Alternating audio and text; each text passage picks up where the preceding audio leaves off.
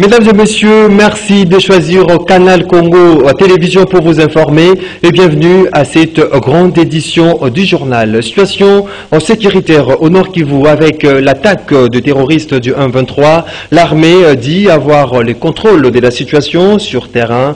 Dans un communiqué lu ce mercredi 25 mai 2022, le porte-parole du gouverneur militaire du Nord Kivu, le général Sylvain Ekenge, appelle la population au calme tout en précisant que l'armée a saisi officiellement le mécanisme conjoint de vérification de la CIRGL pour les investigations sur l'origine de ces incidents. Suivez.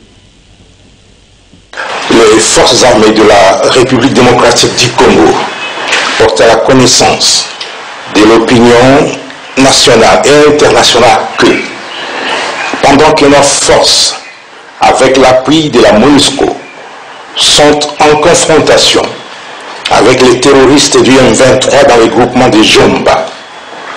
Plus de 20 obus et bombes tirés de l'est vers l'ouest de l'axe routier Goma-Rutshuru ont explosé hier, mardi 24, et aujourd'hui, mercredi 25 mai 2022, sur le territoire congolais, à Katale, non loin de la piste d'aviation de l'Institut congolais pour la conservation de la nature, ICCN, à Rumangabo et les environs.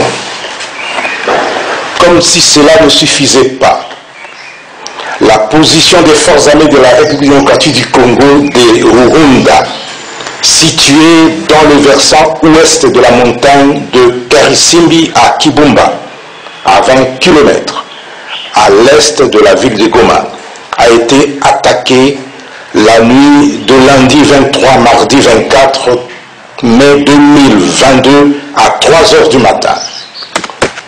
Les combats se sont poursuivis jusqu'aux petites heures du matin et les forces loyalistes ont repoussé l'ennemi. Dans sa débandade, l'ennemi a abandonné des armes et des effets militaires récupérés par les FARDC. Il s'agit notamment d'un mortier 60 mm, d'une arme AK-81, de 8 roquettes anti-tank, d'une chaîne de munitions de l'arme PKM, d'une paire de tenues militaires, d'un casque et de 2 gourdes militaires non utilisées ni par les FARDC ni par les terroristes M23. Le matin de ce mercredi 25 mai 2022, les positions des FARDC de Kibumba et de Jomba ont été une fois de plus attaquées. Les forces loyalistes déterminées à ne laisser aucun centimètre du territoire national à qui que ce soit se comportent de manière professionnelle sur le terrain, aussi bien à Jomba qu'à Kibumba. Ainsi, le gouverneur militaire de la province du Nord Kivu et commandant des opérations a saisi le mécanisme conjoint de vérification élargie de la conférence internationale. Restons dans le même chapitre pour vous dire que le M23, la nébuleuse à la solde des forces obscures, ces pseudo-rebelles matés en 2013 par l'armée régulière, semblent reprendre du poil de la bête hier comme aujourd'hui, incapables de tenir face à la puissance des faits de FARDC. C'est vrai, faux, rebelles congolais viennent encore ce lundi 23 mai de subir un revers.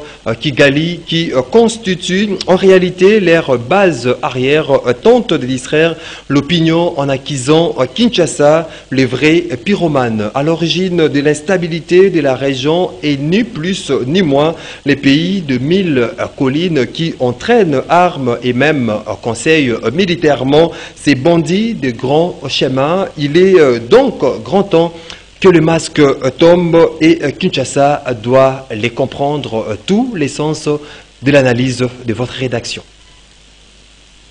Dans cette guerre avec ces pseudo-rebelles imposés à la République démocratique du Congo, tout le monde s'accorde sur le fait que les deux options de Kinshasa, à savoir la bonne foi et la politique d'ouverture avec ses voisins ont montré leurs limites.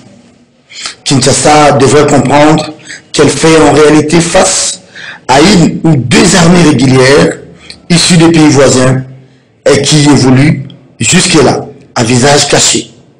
Et pour cela, il n'y a ni honte ni peur pour les citer. Connaître et bien identifier son vrai adversaire constitue un atout dans une guerre. Question de permettre sans nul doute de réorganiser les choses à l'interne en vue de faire face à toute éventualité. Car, comment comprendre, par exemple, les M23 qui ont été matés avec l'aide de la brigade intégrée de la MONUSCO arrivent 9 ans plus tard à s'organiser et mener des attaques contre l'opposition des forces armées de la République démocratique du Congo. Ces vrais faux rebelles congolais qui étaient censés être désarmés, démobilisés et cantonnés au Rwanda voisin se retrouvent bien équipés, bien organisés au niveau de Masisi. Une chose est cependant vraie, cette sorte de guerre aux allures d'un business profite et répond à un agenda d'un groupe bien connu des autorités de Kinshasa, tout comme des autorités onusiennes. Il est alors grand temps, après tant d'efforts, de mutualisation, de brassage, d'intégration, de dialogue et de consultation de Nairobi, de faire un appel à la mobilisation générale du peuple congolais contre l'agresseur. Le faire, c'est aussi une option. L'agresseur est désormais connu. C'est bien si auprès de qui ces pseudo-rebelles se retranchent et constituent leur base arrière une fois mis en déroute par la puissance de fait des forces armées de la République démocratique du Congo. Pas besoin de faire d'alchimie pour le comprendre. Dernière et belle illustration, si besoin en était encore un, ce sont ces derniers événements de Nyiragongo du lundi dernier où ces rebelles écrans se sont cachés après l'assaut des forces loyalistes qui veulent en finir et les pourchasser jusqu'à leur dernier retranchement.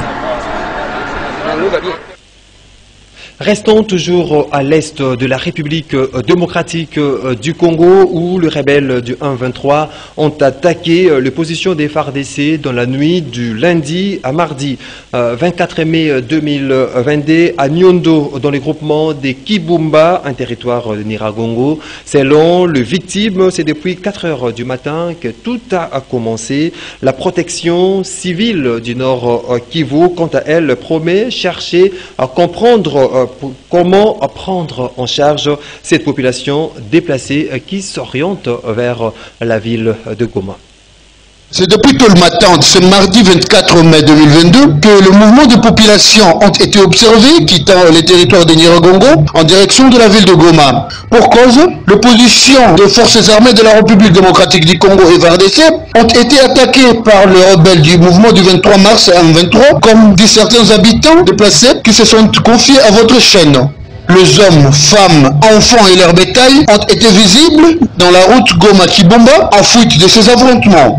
Un d'entre eux revient sur le fait. C'est depuis 4 heures du matin que ces rebelles ont commencé à attaquer les positions des FARDC. C'était à Nyondo, dans le groupement de Kibumba, sur une colline appelée communément Kamuchanga. Ils demandent l'implication des autorités pour leur prise en charge. Ils sont venus dans les champs et ont troublé la quiétude et la situation est maintenant compliquée.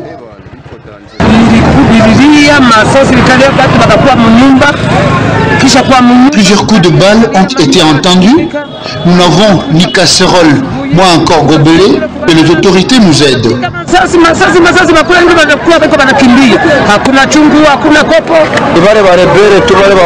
Ce sont les rebelles du M23 qui troublent la quiétude.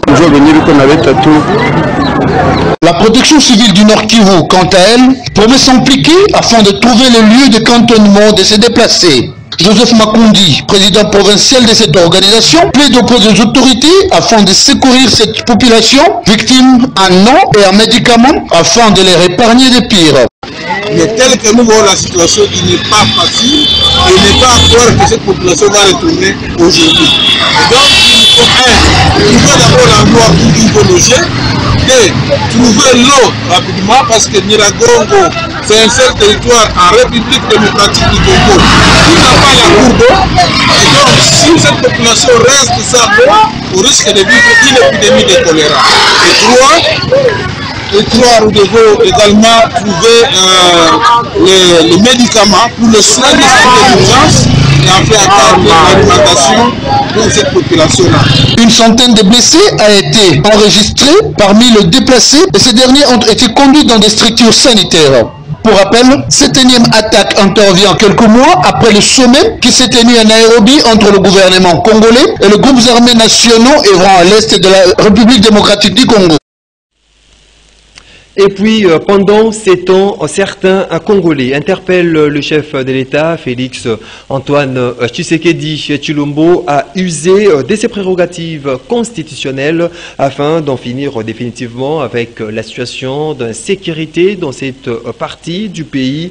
En tout, c'est le cas de M. Timothée Choucha Tchaombo, analyste politique et chercheur à l'Université catholique de Louvain, qui exhorte le président Félix Tshisekedi a mobilisé la population et la classe politique à s'élever pour mettre fin à l'agression rwandaise sur les sols congolais. On l'écoute dans cet extrait de propos choisis pour vous par Jean Médard Livosso. Monsieur le Président, vous avez montré assez votre bonne volonté, parce que pour tout chef d'État, il a toujours eu trois options sur sa table. L'option diplomatique, l'option politique et l'option militaire. Avec le Rwanda et les pays de la région, vous avez montré votre disponibilité pour une option diplomatique, une diplomatie de développement. Le Rwanda n'attend pas de cette oreille. Vous avez d'ailleurs amorcé les discussions avec les groupes armés. À Nairobi, aujourd'hui, nous avons autour de la table, donc des groupes armés, parmi lesquels des groupes armés qui portent l'agenda du Rwanda, notamment le M23. Le Rwanda nous agresse. Le Rwanda nous attaque, les services de renseignement, tous nos services spéciaux vous font rapport minute par minute et vous le savez. La communauté internationale le sait. Monsieur le Président, j'ai une petite idée. Veuillez nous mobiliser, Monsieur le Président, comme fait le président ukrainien. Veuillez convoquer l'Assemblée nationale et le Sénat et prononcer votre discours. Veuillez consulter, Monsieur le Président, votre prédécesseur. Et même la classe politique, parce qu'à ce moment-ci, nous devons taire nos divergences. Il s'agit de la fierté, du fait que nous soyons congolais, de la souveraineté de notre pays qui est en jeu. Goma est menacé de tomber. Et vous allez finalement convoquer le Conseil supérieur de défense, Monsieur le Président. Il ne s'agit pas d'agresser un quelconque pays. Il s'agit, in fine, Monsieur le Président, d'ouvrir un compte en banque. Nous contribuerons $1 par Congolais. Et nous irons avec notre armée au front et en finir une fois pour toutes avec tous ces groupes armés. Fermer nos frontières pendant ces temps. Le vice-premier ministre et ministre des Affaires étrangères, Christophe Lutundula, pourra convoquer l'ambassadeur rwandais ici, Vincent Karega, et l'expulser de notre pays. Parce que ça revient avec récurrence que ce pays voisin, malgré votre bonne volonté, continue à nous humilier, Monsieur le Président. C'est en des moments particulièrement difficiles qu'on reconnaît des grands esprits. Et c'est une occasion pour vous, loin de moi ici l'idée de me lancer dans une campagne électorale, c'est une occasion de vous faire aimer davantage par les compatriotes congolais. Le Kivu fait partie de la RDC. Il ne s'agit pas d'un territoire lointain de 100 000 km. Il s'agit de la RDC et nous sommes en RDC et c'est nos compatriotes qui tombent. Le meilleur de nos hommes tombe. C'est le moment de faire revenir, même au pays, Monsieur le Président, les anciens militaires des forces armées zaïroises qui ont été formés. Jean-Pierre Bemba en connaît quelque chose. Et c'est bien pour ça que je dis que vous pouvez convoquer, consulter nos compatriotes qui sont acteurs politiques. Nous nous rappelons bien comment Jean-Pierre Bemba a mené des opérations contre Moutebousi. À l'époque, d'Ambus 4. Notre armée est capable, Monsieur le Président, la restructurer en ce moment, aligner nos meilleurs hommes au front. Nous pouvons y arriver. Monsieur le Président, j'ai 47 ans. Je me sens capable de porter la Kalachnikov.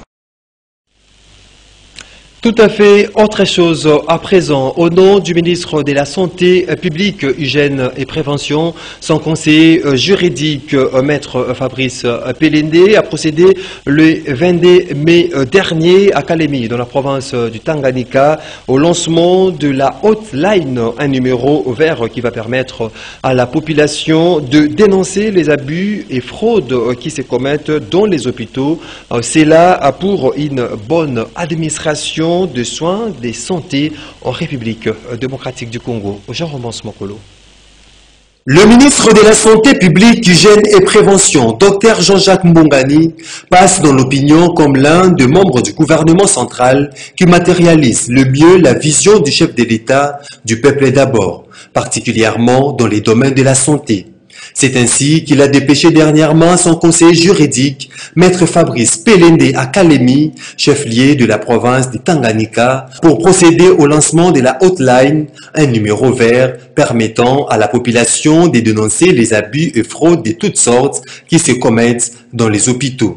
C'était au cours d'une grande cérémonie qui avait eu lieu le 22 mai 2022, à laquelle avait pris part, entre autres, le gouverneur de Tanganyika, le ministre provincial de la Santé, ainsi que les maires de la ville de Kalemi.